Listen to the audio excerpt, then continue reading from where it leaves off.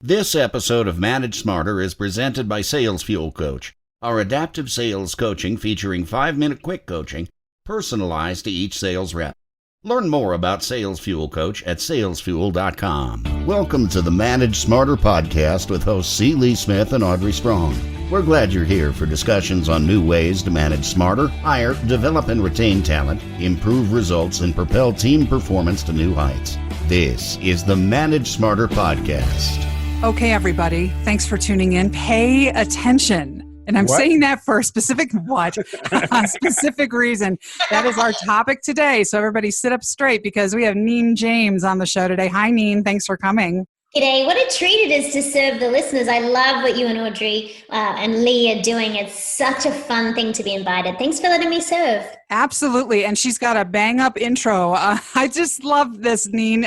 Okay, everybody. Neen James is the author of Folding Time, and her latest book, Attention Pays, is available at bookstores worldwide. Over the past 2 decades, Neen has been advising some of the coolest companies on the planet, including Viacom, Comcast, Paramount Pictures, and get this, FBI. I got to hear about that, on how to improve strategic planning, communication, and leadership development.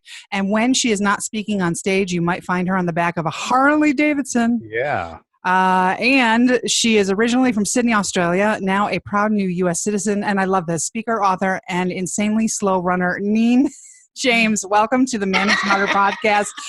And let us introduce ourselves to you. I'm Audrey Strong. I'm the Vice President of Communications here at Sales Fuel. And I'm C. Lee Smith. I'm the President and CEO of Sales Fuel. I ride a Trek Madone, and I only run when something's chasing me. I like it. Low and a large predatory animal. Exactly. So for leaders, you say that paying attention is a key, is a real skill that can drive profitability, productivity, and accountability. Can we start there?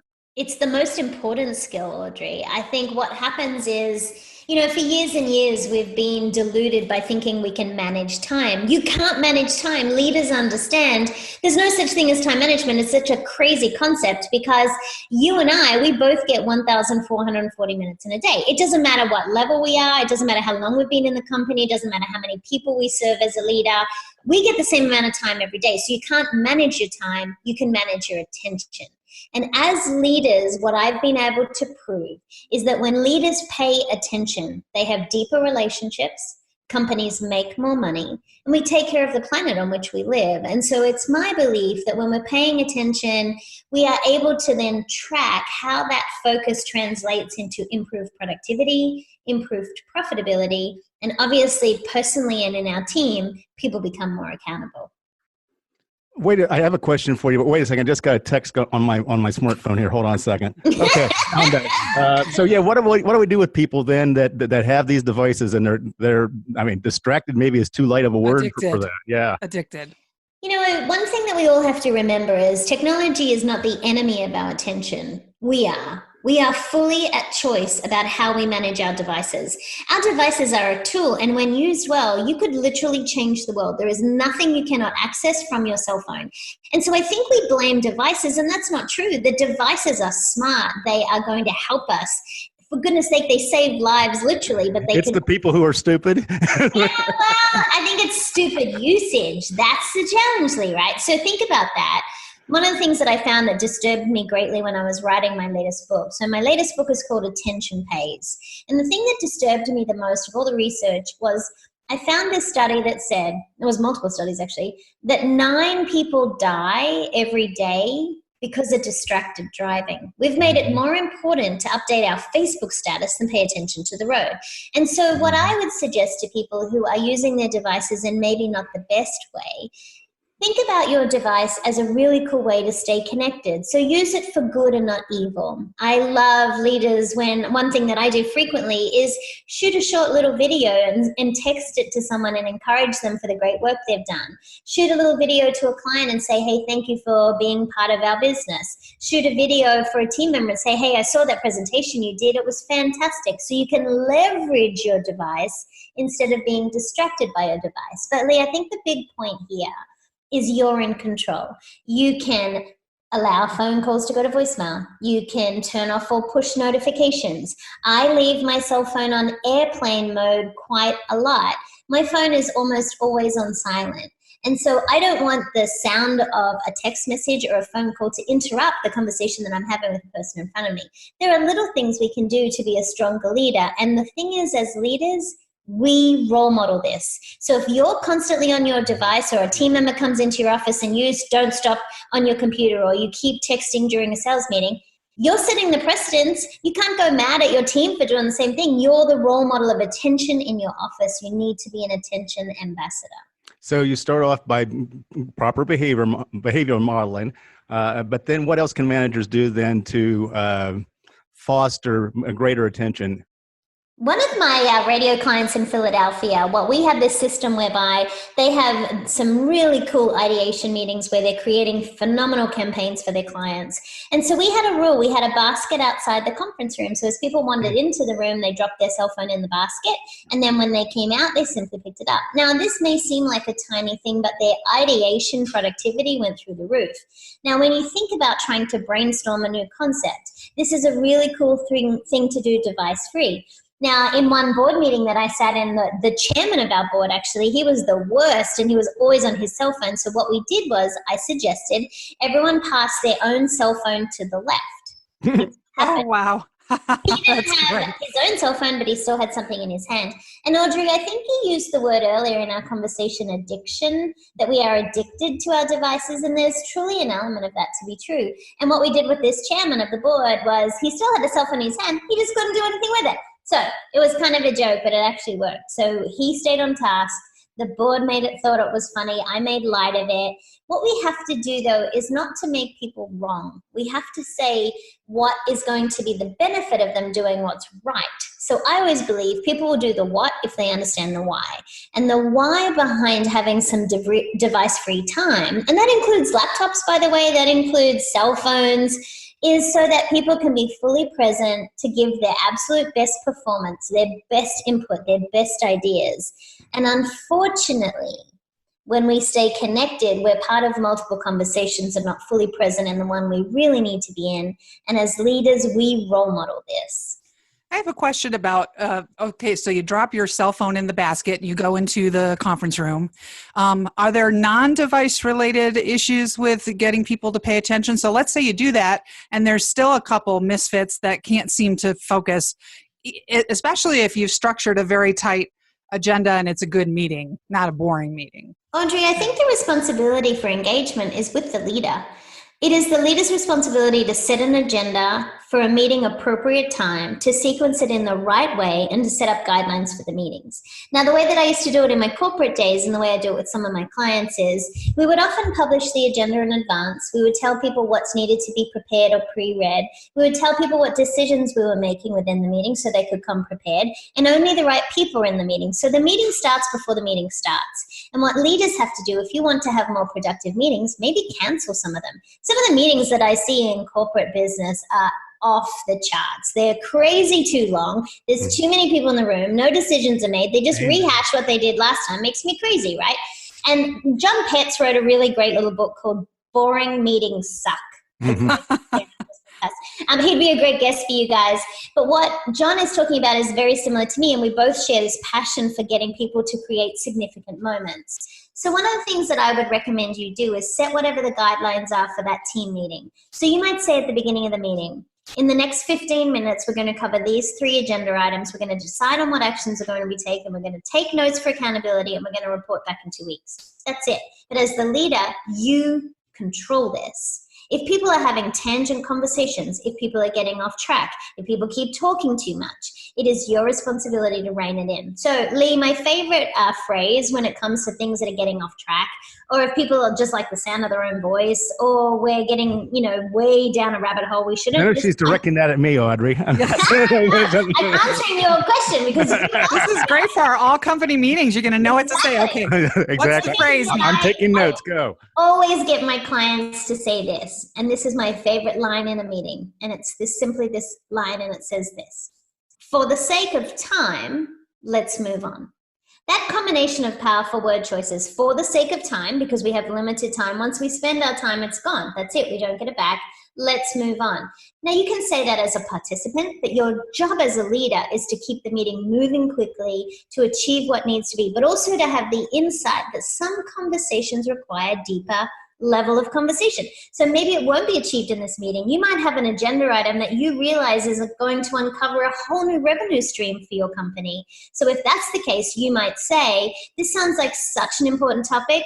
Let's then schedule some more time to really go deep in this. So it's not just about rushing through an agenda. It's being so present that you have the awareness to know what requires people's attention, what's a good investment of the time, and will people do what they say they're going to do? So how are you going to hold them accountable?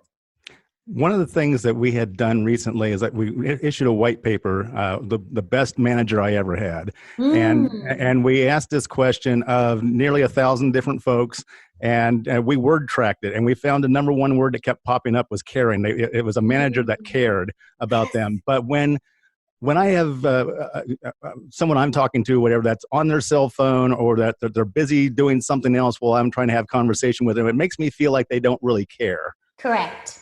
You're right. Your perception's rightly. It's true. They don't care.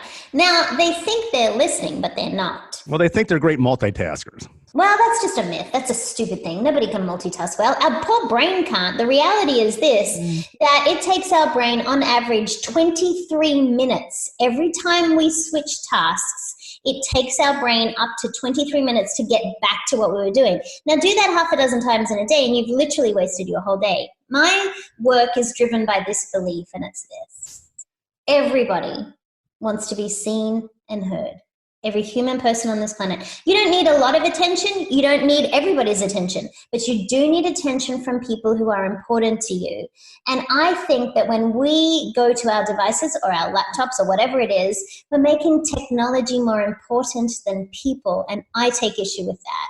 We need to show people that they are so important to us that we will give them our undivided attention. And this is harder than it sounds. It's super easy for me to say this, but I have to practice this as well. This is not something that I've mastered. It's something that I work on every day.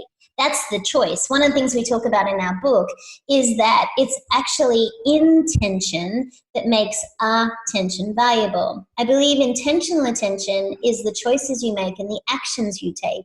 I literally decide in conversations, on email, in podcasts, in webinars, and speeches when I stand around the world, I have to be intentional in this conversation. I have to pay attention in this moment.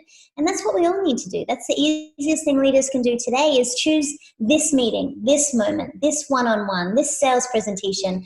Choose to be present in this very one thing so you will be even better at paying attention.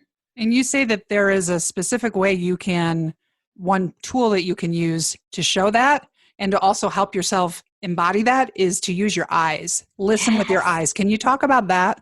Well, Audrey, I wish it was my wisdom. It's not. I was sitting in the next door neighbor's house. Her name's Eileen, and she has a little 5-year-old, and his name's Donovan.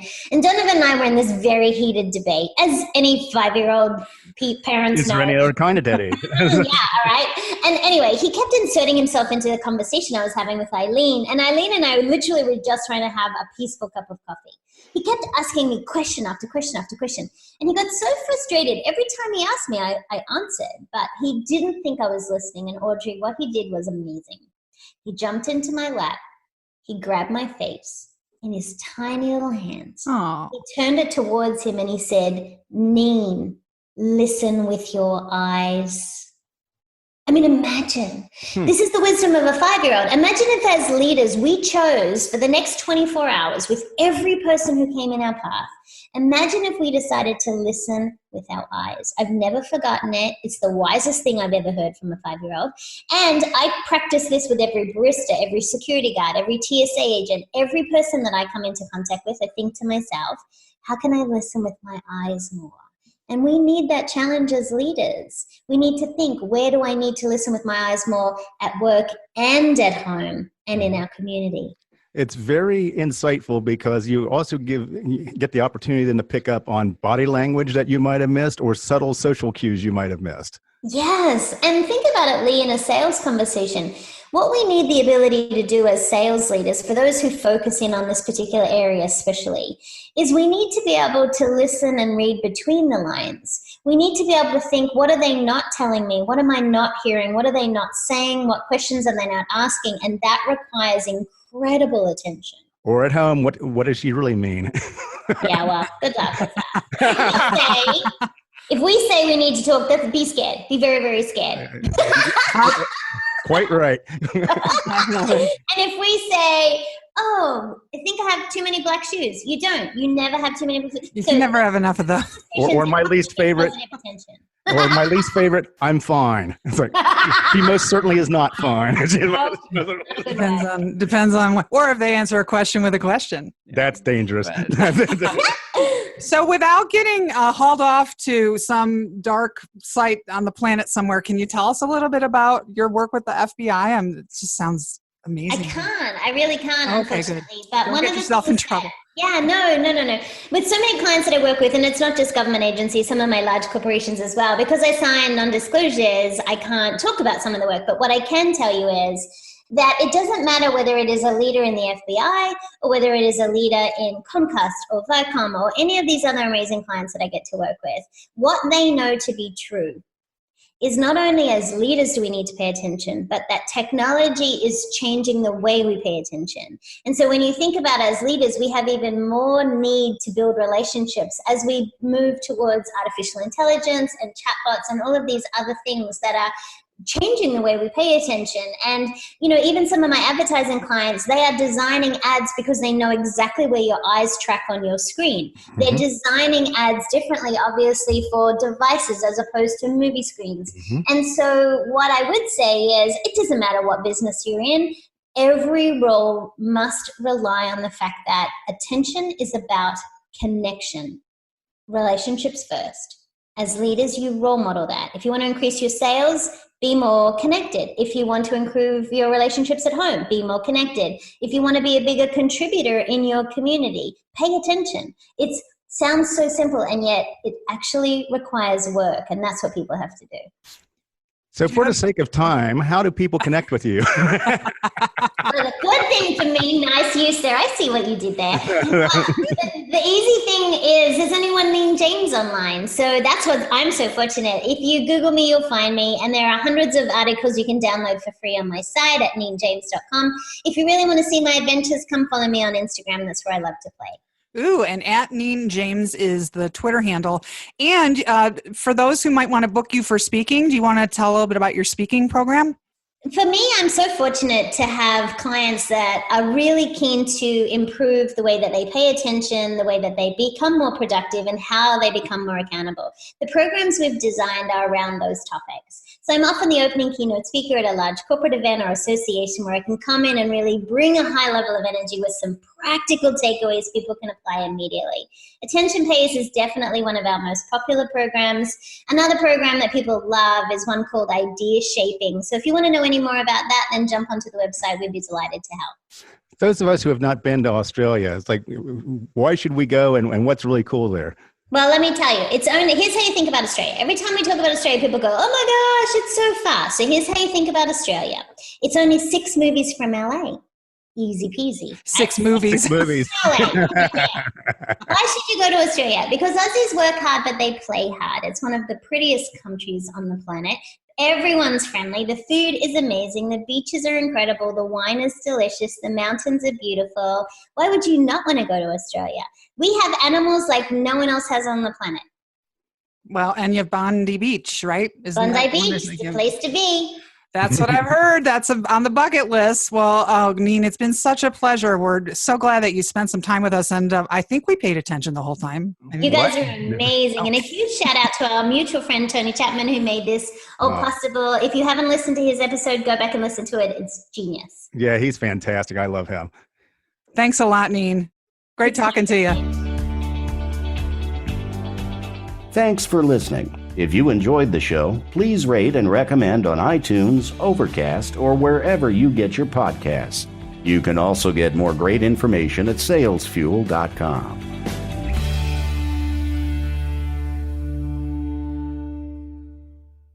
This podcast is a part of the C-Suite Radio Network. For more top business podcasts, visit c-suiteradio.com.